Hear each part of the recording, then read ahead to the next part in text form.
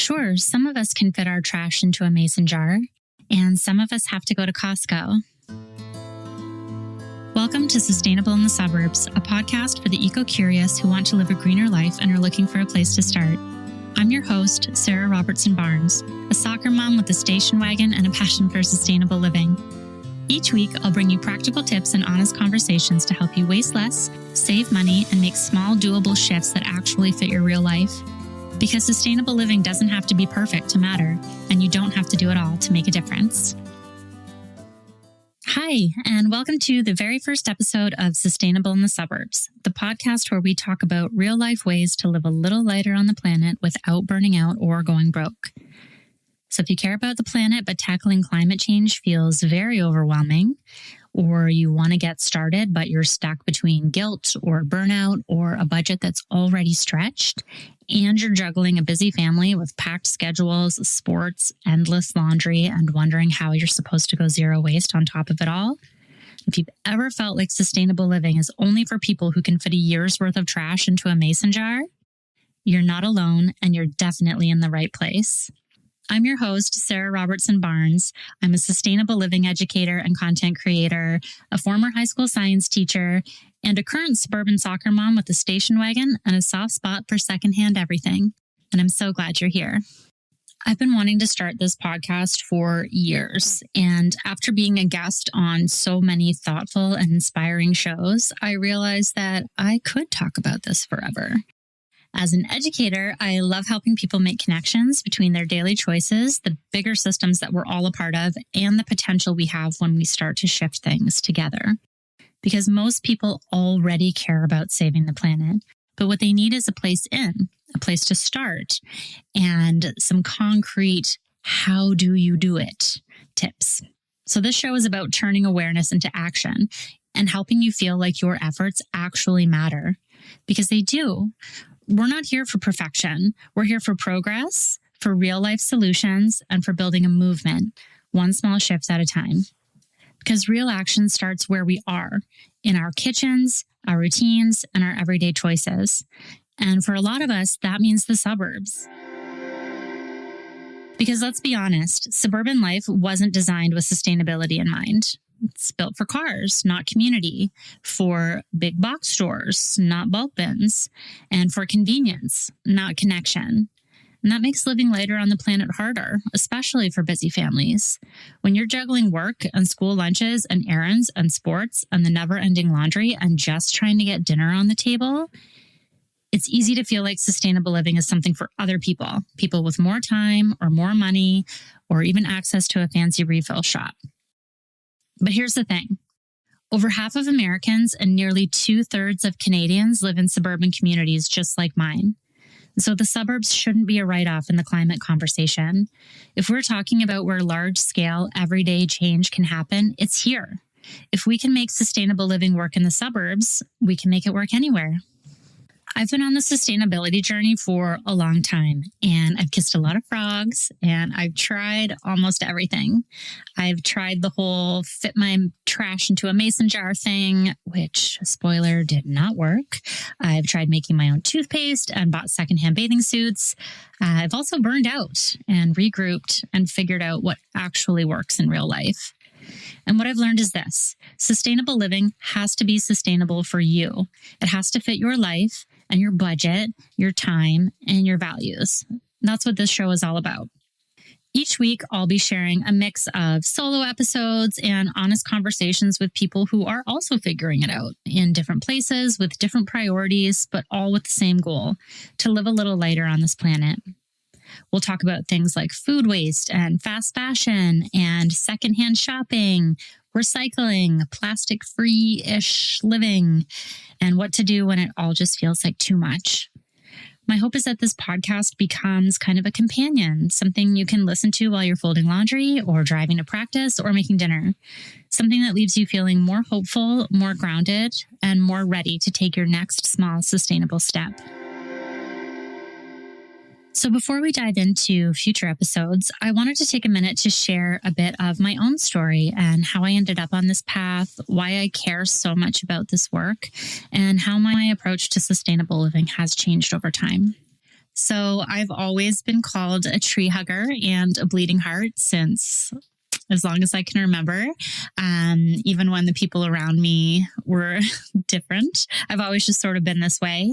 I grew up in the 80s where I heard a lot about the hole in the ozone layer and acid rain, but it wasn't until I had a really cool high school science teacher who introduced me to climate change.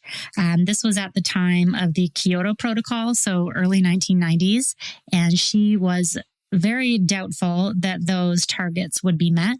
And she was right. She actually inspired me to become a high school science teacher as well.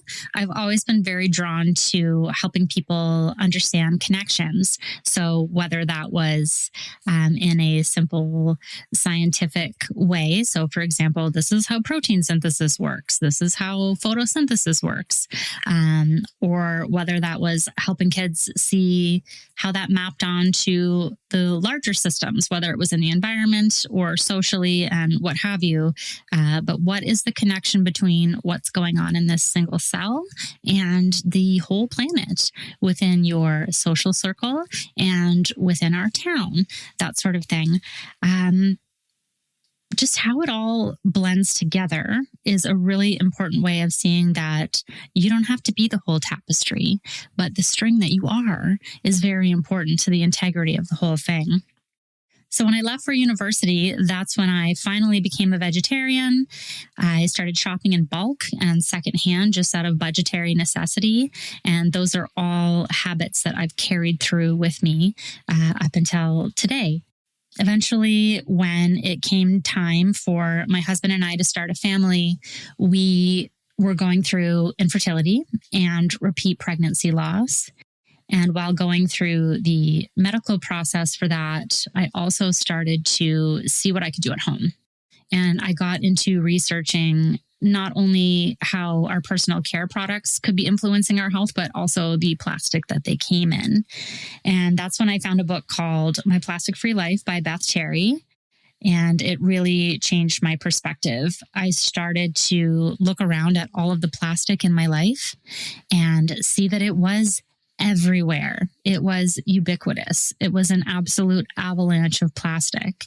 And I started to make more plastic-free changes coming out of that whole episode.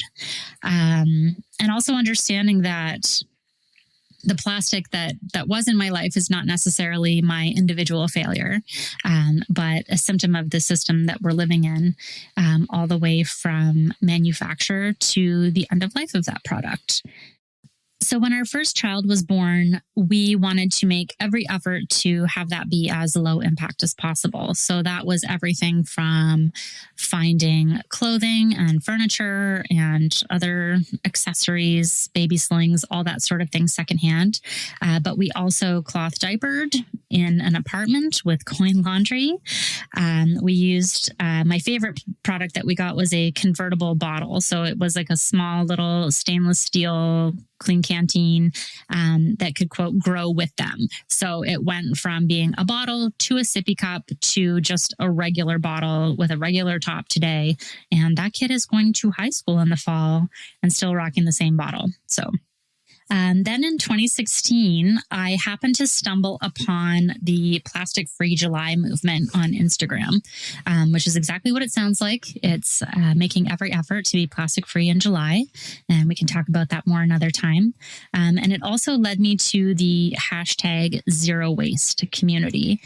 And at that point, I realized that there were all kinds of, quote, weirdos like me out there who were making efforts to reduce single-use plastic in their lives, reduce their household trash, and lean into alternatives. That was a huge shift in how I was doing this sustainable living thing. I learned so much.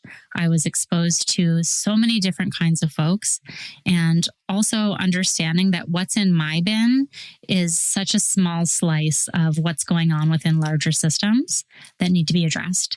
So it's opened my eyes in ways that I never knew possible, and I'm still learning so much every day. And I think that's one of my favorite things about all of this. At that time, I decided to start a public account. That's my at Sarah Robertson-Barnes on all the things, sharing my family's sustainability journey and learning and trying to show folks what we were doing in our lives and offering up any insights and tips that I had, asking for feedback, and making really awesome connections in that online community. In terms of burnout, that's when my sustainability journey really amped up with the whole zero waste thing. That's when I swung way too far into being very rigid and thinking that everything had to be perfect and fit all of my trash into a mason jar and never buy any plastic ever, and definitely never show it online. And that really led to some burnout. I did absolutely try the trash in a mason jar thing, and that didn't work. And it felt so stupid. It's just not possible. I do not recommend it. I also sort of went into overdrive and started making everything from scratch, from toothpaste to mouthwash to salad dressing, you name it, all in the name of avoiding plastic bottles. And that also became too much. And so what I realized then was not, all right, well, I can't do everything, so I'm going to do nothing. No. What I realized was the importance of balance and flexibility and focusing on what was sustainable for me at that time.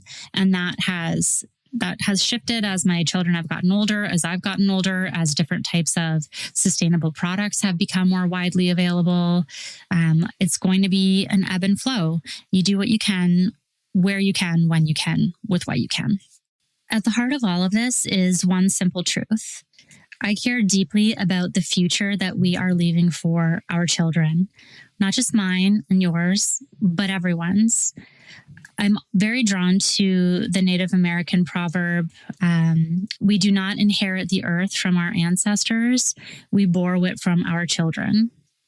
I deeply believe that we are not separate from nature, we are nature. And so I want to help people reconnect to the planet and to each other through their daily sustainable living practices. So if you take one thing from this episode, I hope it's this. You do not have to do it all, and you do not have to do it perfectly, but you can do something, and that something matters. Sustainable living isn't about giant leaps. It's about making one small shift at a time. So each week, I'm going to leave you with a quick tip in a segment I'm calling One Small Shift. This week, I want you to take a minute and make a quick list of 4 or 5 things that you are already doing to live more sustainably. So maybe you bring a reusable water bottle with you, or you bring your own bags to the supermarket, or you compost, or you love thrifting. Whatever it is, I just want you to start a list for yourself in your phone or a little notebook, noticing the things that you are already doing, habits that you have already integrated into your daily practice. Because if you're here, you're already on this journey. And sometimes the first shift is simply recognizing that you are already showing up. Okay, so that's it for this first episode of Sustainable in the Suburbs. If you enjoyed this episode, it would mean so much if you subscribe or leave a review or even just share it with someone else who you know is a little eco-curious and looking for a way to get started. There's so much more to come, and I can't wait to share it with you. Until next time, start where you are, use what you have, and live a little greener. Thanks for tuning in to Sustainable in the Suburbs. Every small step adds up, and I'm so glad we're doing this together. If you enjoyed this episode, please make sure to follow the show, share it with a friend, and leave a review wherever you get your podcasts. You can find me at sustainableinthesuburbs.com or at Sarah Robertson-Barnes on all the things. Until next time, start where you are, use what you have, and live a little greener.